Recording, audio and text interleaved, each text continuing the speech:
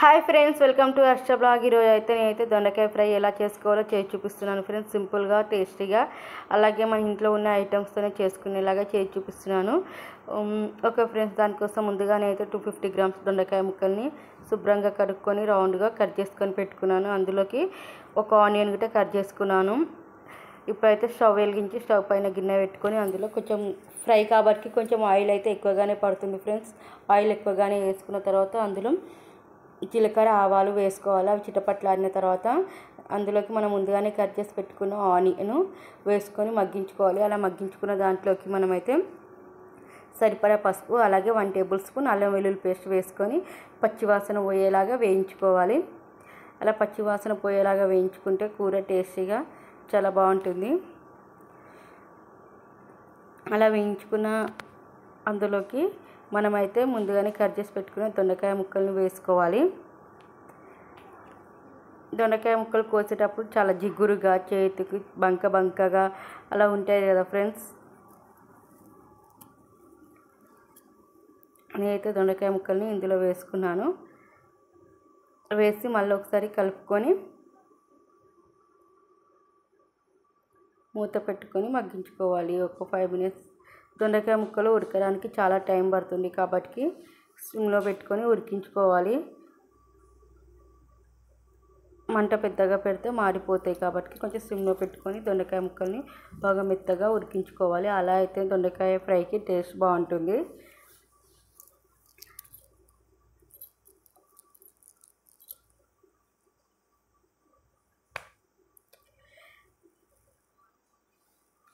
దొండకాయ ముక్కలు అయితే ఉడుకుతున్నాయి ఫ్రెండ్స్.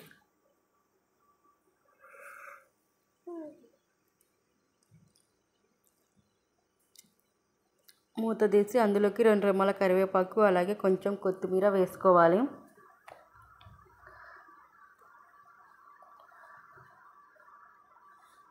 నేనైతే కొత్తిమీర, కరివేపాకు ఇప్పుడే వేస్తున్నాను, ఎందుకంటే అవి మగ్గియాలో ఫ్రై అయిపోయిన తర్వాత టేస్ట్ బాగుంటుంది. లాస్ట్కి దింపే ముందు వేస్తే పచ్చిగా అలాగే ఉంటుంది కాబట్టి ఇలా వేస్తున్నాను నేను. అలా మళ్ళీ ఒక 5 నిమిషాలు మూత పెట్టుకొని మగ్గించుకున్న తర్వాత మనకు ఫ్రైకి సరిపడా సాల్ట్ వేసుకోవాలి. నేనైతే ఇప్పుడే వేసేస్తున్నాను. సాల్ట్ వేయడం వల్ల ముక్క కూడా కొంచెం మెత్తబడుతుంది.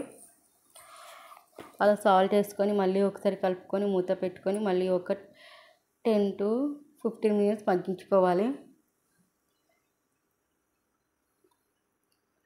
అలా మగ్గిన దాన్ని మళ్ళీ మూత తీసుకొని ఒకసారి కలుపుకొని అందులోకి మన టేస్ట్కి సరిపడా కారం వేసి మళ్ళీ ఒకసారి కలుపుకోవాలి. ఇప్పటికైతే ఆల్మోస్ట్ దొండకాయ ఫ్రై 50% మగ్గింది.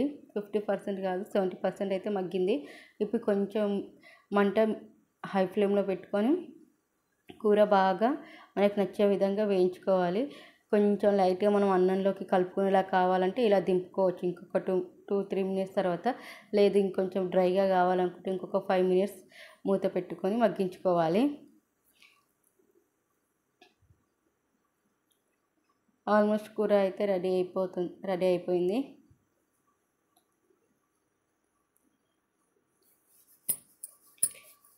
మళ్ళీ ఒక 5 మినిట్స్ తర్వాత మూత ఓపెన్ చేసి దొండకాయ ఫ్రై కలుపుకోవాలి.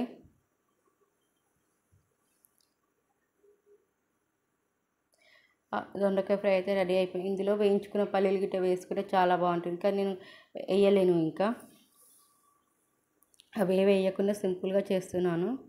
సింపుల్గా చేస్తున్నాను, చాలా బాగుంటుంది ఫ్రెండ్స్. టేస్ట్ అయితే నచ్చితే మీరు కూడా ఒకసారి ట్రై చేయండి. దొండకాయ ఫ్రై అయితే రెడీ అయిపోయింది.